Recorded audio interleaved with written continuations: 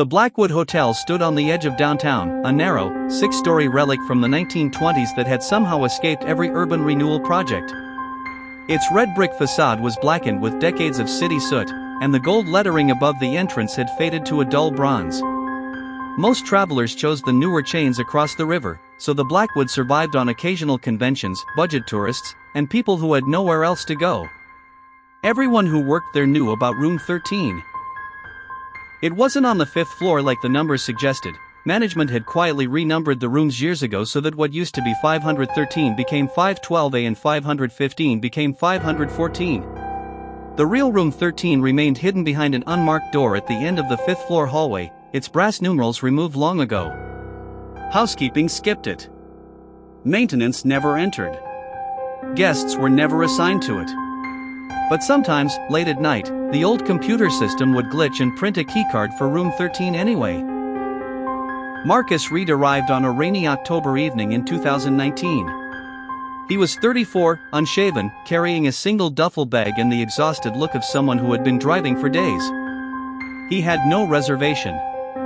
The night clerk, Javier, barely glanced up from his phone as he checked Marcus in. Room 512, Javier said, sliding the keycard across the counter. Marcus took the elevator alone. The 5th floor was quiet except for the hum of the ice machine. He walked past 510, 511, 512, and stopped. At the very end of the hall, past where the carpet turned a slightly darker shade, was a door with no number at all. Something about it pulled at him, the way the wallpaper around it seemed older, more faded, as if the hallway had grown around the door like scar tissue. He tried his keycard in 512. It didn't work. He tried it in the unmarked door instead. The lock clicked open. Inside, Room 13 looked like it had been frozen in time. Heavy velvet curtains blocked the only window. The bedspread was a deep maroon with gold fringe. An old rotary phone sat on the nightstand next to a Gideon Bible and a leather-bound guest register that looked decades old. The air smelled of cedar and something faintly metallic. Marcus told himself it was just a quirky old room. He dropped his bag, took a shower, and fell asleep with the TV flickering silent infomercials. He woke at 3:07 a.m. to the sound of slow, deliberate knocking, 3 measured taps on the inside of the closet door. He sat up, heart pounding. The room was dark except for the glow of the alarm clock. He waited. The knocking came again. 3 taps. Pause. 3 taps.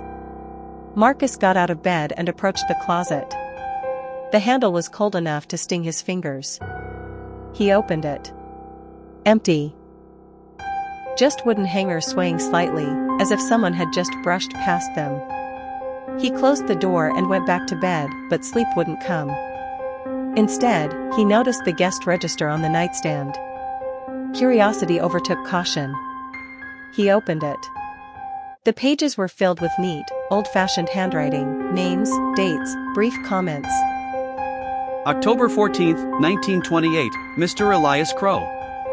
A pleasant stay. November 2, 1931, Miss Clara Whitmore. The service is impeccable. March 19, 1947, Mr. Thomas Hale. Quiet room, excellent for work. The entries continued through the decades, always polite, always brief. Then, starting in the 1980s, the tone changed. June 3, 1982, I hear them in the walls. September 17, 1990, they know my name. April 22, 2005, please tell my wife I love her. The last entry was dated exactly 1 year before Marcus's arrival. October 23, 2018, Daniel Park. I understand now. I'm sorry. Marcus closed the book. His hands were shaking. The knocking started again, but this time it wasn't from the closet. It came from the door to the hallway, 3 slow knocks. He didn't answer. The knocks repeated. Then a voice, soft and genderless, as if spoken directly into his ear though no one was there. You're the last one. Marcus grabbed his phone. No signal. The room's rotary phone rang suddenly, shrill in the silence. He stared at it for a long moment before picking up. Static. Then breathing. Then the same voice, clearer now. "We've been waiting for someone who belongs here."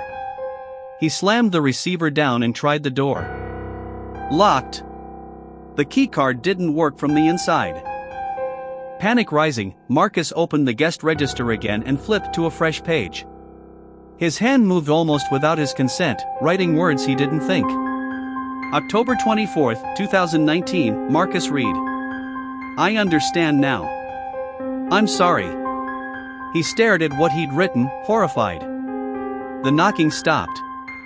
In the sudden silence, he realized the truth. Every tenant of room 13 had been running from something: guilt, grief, shame. The room didn't trap them by force. It simply offered a place where they finally belonged. Where they no longer had to run. Marcus sat on the edge of the bed.